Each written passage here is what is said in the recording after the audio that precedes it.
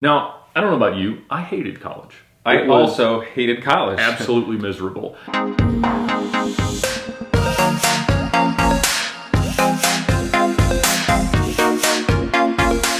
What's up, people? I am back with Ed Bolian at VINwiki.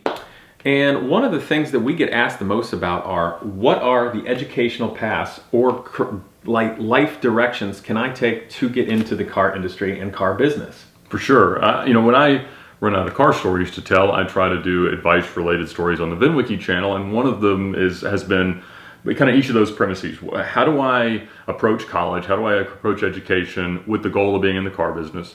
And what are the first great steps in your career that you can take to get the job that you really dream of? And I figured you'd be probably much more qualified to speak to that than I am. I think we've got a lot of things that dovetail, because some of the experiences I've had relate to engineers and where they're going. And there's also a lot of young people that write me that really want to race, or they really want to design cars and be in it that way. And then in some ways it's just a little bit of a perspective change so they can achieve all the things they want, but also have a worthwhile career in the car world. For sure. Now, the first thing that is the fundamental mistake in the premise is calling something the car business. That is far too broad. It would be like saying, I want to work in sports. That's a great point. And so you've really got to boil that down to what part of the automotive industry compels you and the skill sets that you either want to demonstrate, build on, or improve. And so for me, it really is in the ownership arc. That's what I love. I love the chance to introduce someone to a car, to help them own it and use it in ways that they thought weren't possible. That's one of the things that, from a rental company perspective, I started a rental company while I was in college, and building into being the director of sales, and now in VINwiki, you look at that, that's like, all right, I learn about the car, I buy the car, I use the car, and have the stories to tell. And so that's really what I love about the automotive hobby, is the chance to have these cars that are really vessels to the way you want to live your life. And that's what I've enjoyed personally in ownership. But of course, there's not like a curriculum for that. No, there certainly is not. And people don't even know where to begin. For sure. Now, a lot of people say, do I need to go to college? And the answer is certainly no, you don't have to. However, there are some tremendous things that you learn about being you in college that are hard to learn elsewhere. Certainly you can get more real world experience, you can go to a technical school, you can do a lot of things, but the chance to be independent with a safety net, that everybody else is kind of in the same boat, there are training wheels still in place, there are people that will make you food in the dining hall, you don't have to pay each bill individually, kind of the stuff like that is a great way to learn how to be a real person. Also, the ability to work with people you don't normally understand, that come from different backgrounds, that are all in this same moment, but approach it in a different way. Yeah, this is very true. Is super valuable. I am thinking of many days at Ohio State. In fact, probably the best lesson I learned in college was learning to work with a system. Absolutely. And within a system. Yeah, there's things you have to do that you never thought you knew you didn't want to do. No. But now, I don't know about you, I hated college. I also hated college. Absolutely miserable. However, I remain glad that I went. And when I find people in any level of the car industry that didn't go to college, it's not that they're missing something, but it's a chip on their shoulder. And there is some self-inflicted feelings of inadequacy that can come from not having a college degree. They shouldn't. There's nothing wrong with that. However, it is one of those things that sticks with people that don't go to college. And I think it's one of the reasons you do, is just to never have to feel that way. Now, it doesn't mean that you need to take on $150,000 in student loan debt. It doesn't mean that you need to change what direction you were planning on, but there is merit to college, a long way detached from the lessons that you would learn in the classroom. Indeed. So let's go this direction. So if somebody is thinking of going to college, or maybe they're thinking some sort of trade route, what directions can somebody go? If they want to work with cars, they like exotic cars, they like race cars, how do they even begin? I mean, I work with engineers all the time. They're typically wanting to go an engineering route. And there's inevitably times that I have that talk with them. I'm like, look, you love race cars, you love racing, but do you really want to be in that world? This is what that world is like with a career. And then if you do a career that is your hobby, you're inevitably going to have to come up with a new hobby. Sometimes I haven't had much success in that, but I know I do long for it every day. I don't know that I A can new go hobby? sit. Yeah, just I mean because I went pro in my hobby Right. of Same here. buying terrible examples of interesting cars, and so I love that still, and it hasn't really tarnished it, but it is there was a time when it did. So the rental car company almost ruined cars for me. Just because it was so absurd from time to time. No, because I became hyper conscious to the costs. Oh. Because I had to build a business out of something that I wanted to approach out of love. Right. And so I became so conscious with that it was $5.72 every mile that I drove, either my Gallardo or my Pro, that I'm like, it costs more than the dinner to drive the car to dinner. And you shouldn't think about it that way, but when you have a business surrounding it, you do. So I thought I wanted to work in the car business. Admittedly, I thought I wanted to be an automotive journalist. Obviously, I looked up to Brock Yates and Cannonball and all the stuff he did at Car and Driver. It seemed like so much fun. Now, of course, you peel back the veil and you learn that you spend most of your time in Fiestas, not in Ferraris. And so it's not quite as interesting, but I figured, why not go to Georgia Tech, which was free in-state, and was it? Oh yeah, I made about $5,000 a semester going after scholarships to go to college. Really? Yeah. So I was like, all right, it's an engineering school. I should get a mechanical engineering degree. Well, I got there and it was really hard. A lot harder than I thought it was going to be. Yeah, I could do AP physics and everything else in calculus, but I didn't like it. And I figured, I don't really think I'm going to gain enough in getting an engineering degree that I don't need for the jobs that I'm thinking I want to make this make sense. No. And I was much more interested in an entrepreneurial path.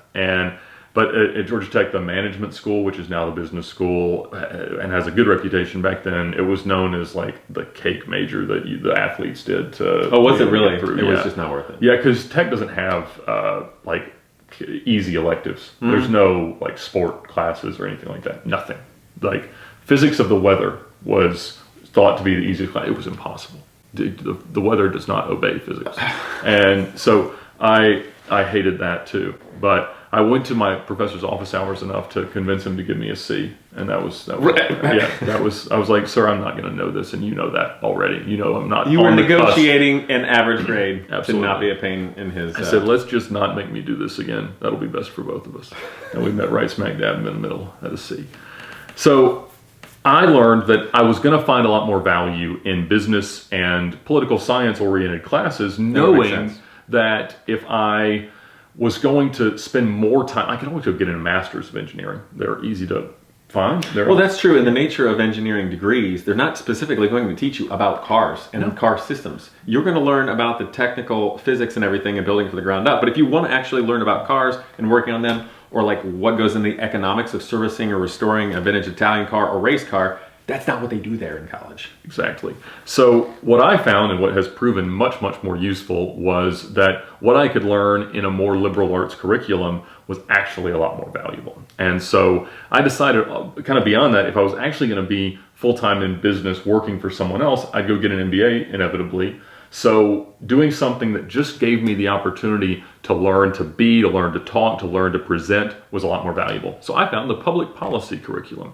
And in the course of becoming a public apologist, one of 12 that graduated in 2008 from Georgia Tech with that major, because nobody knew it existed, all I did was write papers and give presentations.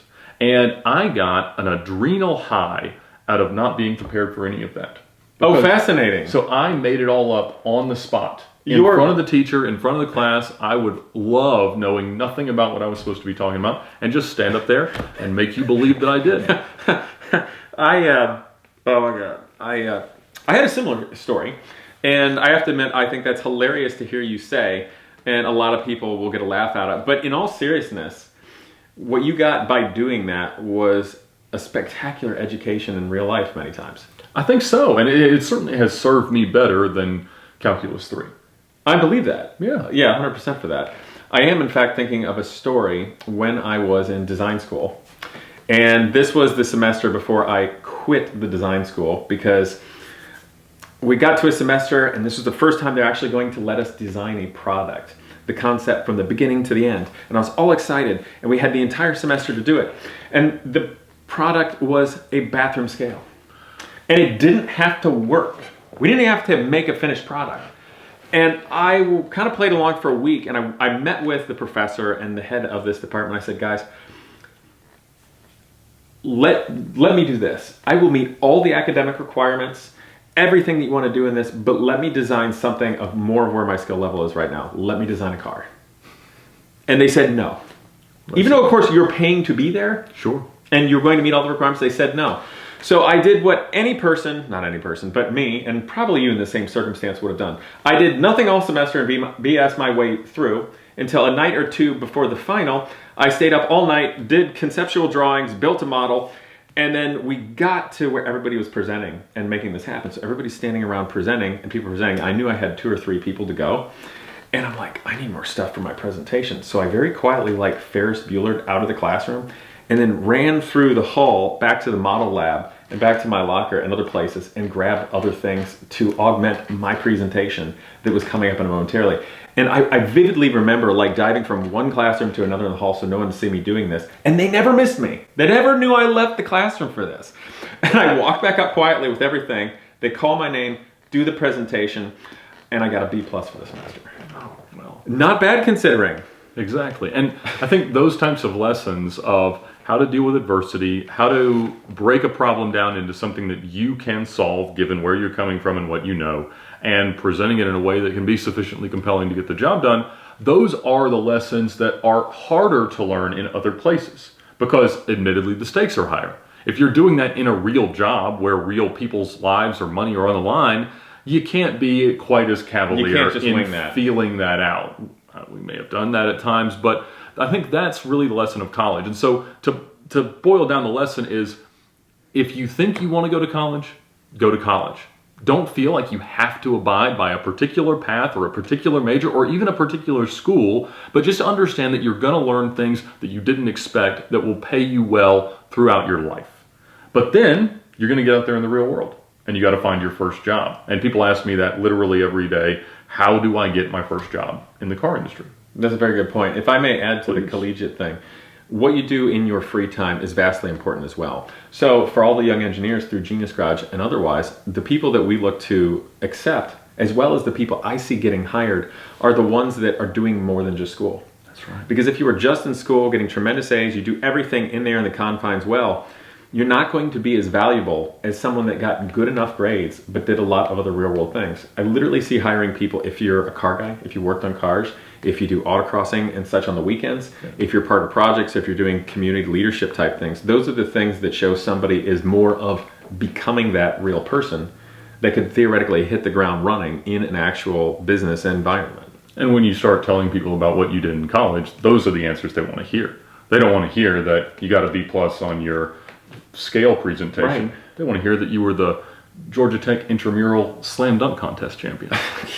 That goes a little bit, but yes, but it's very true, and that needs to go without saying, because something I've seen from doing Genius Garage all these years is there's a myth that exists out there, right, that people want there to be a package that they can go and be part of, and they will magically become something. Right.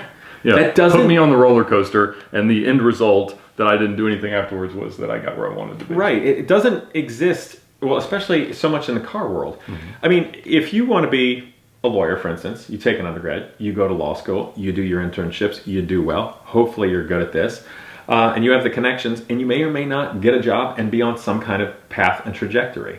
There isn't a program like that to be, I want to work on exotic cars and own my own business to do that. No, there's not, and there shouldn't be, because inevitably there can't be that many people that do that. When you look at the percentage of people who aspire to do something and get to do something like that, we're talking NBA level of selection. Oh yeah. And so that's a good thing. But it also means that you can identify career areas, job ideas that people don't normally think of, or they think involve too much risk, too many obstacles, or too many reasons no, that they don't try. And in many cases, that is the barrier to getting the job you want in the car industry. There's a lot of turnover in the car world, in the dealership world, in the corporate side of the car sales business with the manufacturers, in the service providers, to every possible area, from fixing them to detailing them to anything like that. So there always is a demand for entry-level jobs. And what people really need is for you to understand how the car business works. So I always thought, I'd kind of like to own a car dealership. That seems like a great idea. I mean, you get to be around cars, you get to buy and sell cars every day. People work for you that maybe help you do that. And so I figured, well, even though it sounded like a terrible thing to go work for a car dealership, I knew that it was the right way to learn about it. And the thing I learned was owning it is for the birds. Because I would have taken on so much more risk and incurred all of the expenses that I didn't have to experience in a sales pay plan, and they couldn't make more than I made owning the store. Right. Well, and for you, that made total sense because that's what you best specialized in. So that's the spot you should be in with the least amount of risk for the highest reward. And that is the privilege you don't have as an entrepreneur.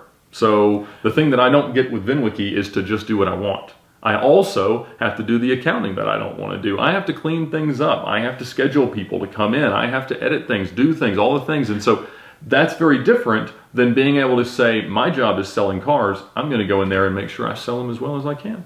Well, that's very true. And with both of those things, the key element for if you want to make it in the car world, with somewhere where there's a lot high turnover, and if you want to get to a certain top or a peak job that you mentioned, an NBA level of turnover, is one, you've got to have talent. You've got to be going somewhere and having something offer. But a key component to this in life is the grit to see it through and stay in it if you're actually on a worthwhile trajectory. Because if you give up too quickly, you'll be the first person to weed yourself out. Yeah, I will confess that the, grind through and work hard has never been my approach. My parents were very much like work smarter, not harder kind of people, and they weren't going to give me a bunch of money, right. but that was very, very valuable. And I have approached my life and my career under the pretense that if I can step back from a problem and look at it in a different way than most might, I can probably find a different way to achieve the same result that involves maybe more risk, but probably less work. And I usually gravitate towards that. However, what that means is that when you identify a path that you have confidence in, then you don't stop. So there's a difference in, I don't know what I'm going to do today. I just know I'm going to do it as hard as I can. Working harder, not smarter, isn't going to work unless you happen to luckily be on the right path. It can work if you're a mechanic. Well, yeah. I mean, when you have a certain amount of work you need to get done with your two hands, the harder you work, the more you get paid. Exactly. But it doesn't work for everything. And it's not going to allow you to scale yourself. And so I kind of envy that mentality, like somebody who, without exactly seeing 3 steps ahead, can just push super hard. Now, what I have learned that I can do is that when I get any level of momentum, I can push so hard into that to make it into something much bigger. Right. And that's good. That served me well. But at the same time, getting motivated to do those first steps, I think, is what a lot of people run into. Man, I'm having a hard time with that level of motivation. Well, and oftentimes, and this is something I've learned of recent relating to YouTube and people making videos. And what I mentioned, not so much the grind, but grit. Because as an example, YouTube and creating media and doing this is a genuine job, and in many ways very difficult. For instance, yesterday we were recording a bunch of things. I flew in for this in short order based upon the planes and everything. I wasn't here until 8:30 at night. Yeah, and I'm falling asleep in that chair at 2:30 in the morning. And it's 2:30, 3:30 in the morning, and we're still recording and having to be on and record and do all this. Staying over, you have a family to tend to, and then back up early in the morning for getting everything to come back out. So, and this is not just a one-time thing. We've been doing these things for years. So the aspect of social media, the aspect of being involved in the car world, whether you're an exotic car mechanic, if you want to be an entrepreneur and open up your own shop, if you're a mechanical engineering student and finding just how difficult all the homework is, that's what I was meaning. There's a certain amount of grit to see through your path of value. Exactly. And a lot of people view the treasure as the finish line. I got to the point where I could afford this car, I could do this race, I could go to this destination, I could say that I do this. That's not it. The real treasure of a career is finding that thing that your talents merge well with, that give you something to not only aim for, but to enjoy in the moment. And when you find the people who have found that, you see a self-actualization, a satisfaction, a contentment in the day-to-day. And I'll say those moments have been fleeting for me. From an entrepreneurial perspective, it's hard. But when you look at people who you'd say, that dude is happy, or that girl knows what she wants, she's getting it, it's working out. Like, that's what we should be jealous of. And that's what we should strive for. And it comes from taking chances. It comes from experiencing a lot of different things. And if you want to build a resume for the car business, find jobs in the car business of a different variety.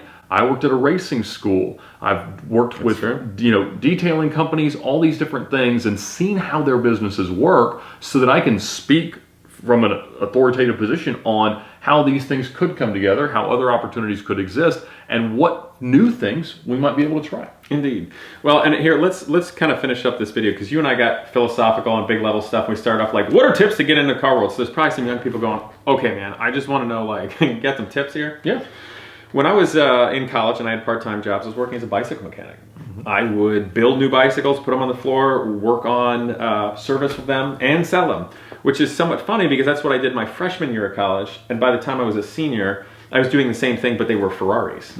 I was being a Ferrari mechanic. So you work and move up. So for me, at the time, I really wasn't qualified or ready for an automotive job necessarily, but I was darn well qualified for the bicycle world. Sure. Which frankly is a step and translates. So I think a lot of people think too big too quickly, and there's little steps along the way that help them get there. I had the bicycle job, I had the Ferrari mechanic job, which could have been another sports car. It was a private service type place. And if you want to get an opportunity, if you want to learn, you can work on your own cars. If you don't have your own tools and your own cars, there's Cars and Coffees, there's friends to make, you can help other people work on. There's lots of ways to become part of it and learn from others and be in that world and network that can help get you where you want to go. If somebody said to me, well, I mean, Casey, if you want to start a nonprofit and teach one day, or you want to work on Ferraris, I don't know if anybody would have recommended being a bicycle mechanic and working as that job. But the lessons and values that I learned from that time in my life when I needed it the most, frankly, helped me get on that path of personal growth to where I was more ready for the other things that came and seek out. Did you find similar things? I did, yeah. So all of these businesses need people to just do work. Not under a very specific description, but like there were times I worked at the Panos Racing School and Audi driving experience between high school and college, and I was setting up drills, I was changing brake pads, I was changing tires, I was sometimes doing instruction for some of the classes, I was making sure the race cars would start. All sorts of things that were fun and just helped me to learn, wow, there's a lot more that goes into pulling off this public appearance than people might normally understand. Right. And I did it for a few months, and it was a summer job, but it was really, really valuable. And if I hadn't been moving so immediately towards the rental car company, it would have been other jobs like that. Go be a porter at the highest end car dealership you can. You'll see all the different things, all the different vendors, all that goes into buying a car, reconditioning a car, marketing a car, selling a car, delivering a car, and fixing it after it breaks. And there is nothing like that level of experience. Everybody needs an assistant. Everybody needs some help. And if you're willing to do that and you understand this doesn't have to be forever, I don't have to see that if I do this for this many months and this for that many months and then I get to do this and then I get to be that guy. You may not be able to put all those pieces together, but if you just find the entry-level opportunities and do a few of them, you're going to learn a lot about a lot of different parts of the industry, and it's going to be a whole lot easier to say that you're qualified for the job you really want. That is a very good point. I have two last points I think we should hit because I hear it all the time. One, I see young people that get very determined that one day they want to have their own business, their own shop, their own dealership.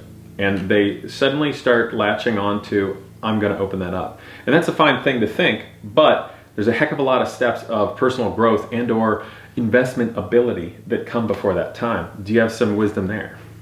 Yeah, it's usually you're not creating a business that's never happened before. Certainly a car dealership would be an example of that.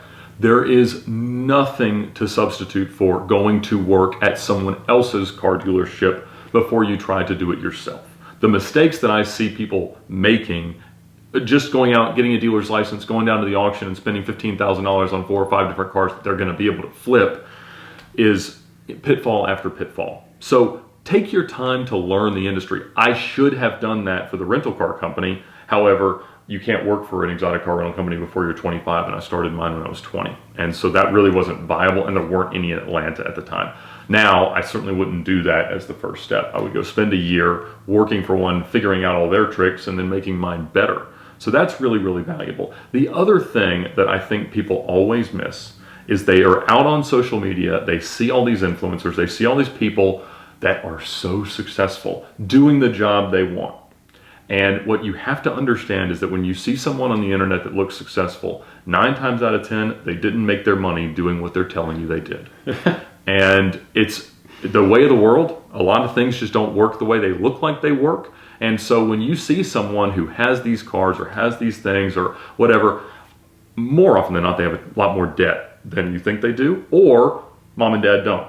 And so that's one of these things that I think can be really, really challenging for people aspiring to emulate the path of someone else, to say, man, they just built this amazing facility, or they just bought this thing, or they just do this thing, and they have this lifestyle that seems exactly like what I want. Yeah. Well, someone else is probably paying for that, or at least did early on. So give yourself time. Understand that people don't make millions of dollars in their early 20s without some really big help somewhere else. So don't feel bad if you're not measuring up to some Instagram idol, because it's probably not as legitimate as you think it is. That's a really fantastic piece of advice. And even if it is someone who has been successful, you know, a person has to enjoy where they are and their own victories on a path, regardless of what that is. Yeah. And that's an ultimate way to be happy, really. One last thing I got to bring up is a piece of advice of my own. I'm curious to see what you have to say with regard to that. Is racing comes up a lot. Mm-hmm. I hear young people, they either want to race, they want to be involved with racing. And I can also see it with exotic cars, where you might have a young person, maybe they could be a fantastic engineer. They could be the kind of person that could grow and perhaps be a CEO of a global company one day. Like, they are on a great trajectory. But they love exotic cars or racing cars so much that they specifically want to work with that, or on a team, or start a team, or be it. And I'm like, hold on. You have a very valuable and fulfilling career ahead going this direction. Remember that you can always have a really worthwhile hobby, or potentially even maybe that leads to some kind of a side hustle. And in the future, if that develops and you have enough knowledge and talent and positioning to make that into a business or go down that path, that could be worthwhile. And my note to say on that for young people is, you don't have to specifically follow one dream. Not everybody gets to do that. You can enjoy those things in a way that works and is fulfilling, and have a wonderful career that fits all your needs, perhaps, in that world. Does that make sense where I'm going with that? Absolutely. I mean, in the 6 years that I worked at Lamborghini Atlanta, I was the only non-owner dealership employee that I knew of that owned a Lamborghini. And everybody got to drive them, everybody got to go to shows in them, everybody got to enjoy them. But for me, ownership was really a big part of it. It was, you know, it was the challenge, the trophy, the experience, the fact that I could drive mine wherever I wanted to, whenever I wanted to. Right. And so I developed my own recipe for exotic car ownership, that is, buy cars that make it look like you won the lottery 10 years ago. And that works really, really well. They're already depreciated, they're still new enough to be reliable enough to drive, and it works. However, I think you're onto something great there, that, you know, they used to have NCAA commercials that, you know, 99.9% of us will go pro in something else. And it doesn't mean that they don't keep playing tennis for the rest of their lives. It just means that they do it for fun rather than thinking that they were going to be at Wimbledon. Right. And I think that the ability to enjoy the purity of the hobby is very different than being able to take advantage of the commercial opportunity. Yes. And we may end up looking like we're doing the same thing, but we're not. Someone who goes to work, makes their money, and decides that they can afford, however they choose, to buy a car or race a car is very different than somebody who says, all right, I've got to get sponsors, I've got to sell stuff, I've got to figure out all my own personal branding, all this stuff. And, you know, you can speak better to this than I can, but particularly with racing, and certainly with exotic cars, it is not legitimate. There is no... It's not what you think it is. It doesn't work the way you think it works. It doesn't work the way you think it works. All the way up to Formula One, you get seats because you bring sponsors, which means you bring money. It's always pay to play. Racing is a business more than it is a sport most of the time. Exactly. And so just because you believe you are a great driver, or if you are a great driver, that doesn't mean you are going to be a superstar racing driver. It might mean that you can get past the testing and the things that are required once you bring the money to the table. But it still requires the money. The same thing with the exotic car world. I have driven to a lot of shows and a lot of cars that were a lot cooler than I certainly deserve to have, and that's because the bank that had the title let me. And so just understand that things aren't always as they seem, and that's okay. It means that solving the problem is different than most people would assume it is. That may mean that you can do it in some more creative way. It may also mean that it's a lot harder than you think it is. And it takes different skills and different connections and different things, different credit, than you think you might already need. It's very true. And I guess where I was going with the racing thing is I would love to see a young person pursue a worthwhile, awesome career, being part of a community, having a great future. And I suggest go kart racing. The racing itself is better, it's athletic, it's exciting. At the end of the day, the kart takes up less space, you don't have a lot of money in it. If it leads somewhere, great. But enjoy the purity of the sport, because you get the opportunity to do it just as if you somehow manage to end up being this magical Formula One superstar or something that you'd love to become. It's not magical. It's somebody else's money. On that note, Ed, you got anything else brilliant to leave them with? I think that's good. Good luck with wherever you go. Hope this was a good video for you guys. I look forward to see you next time.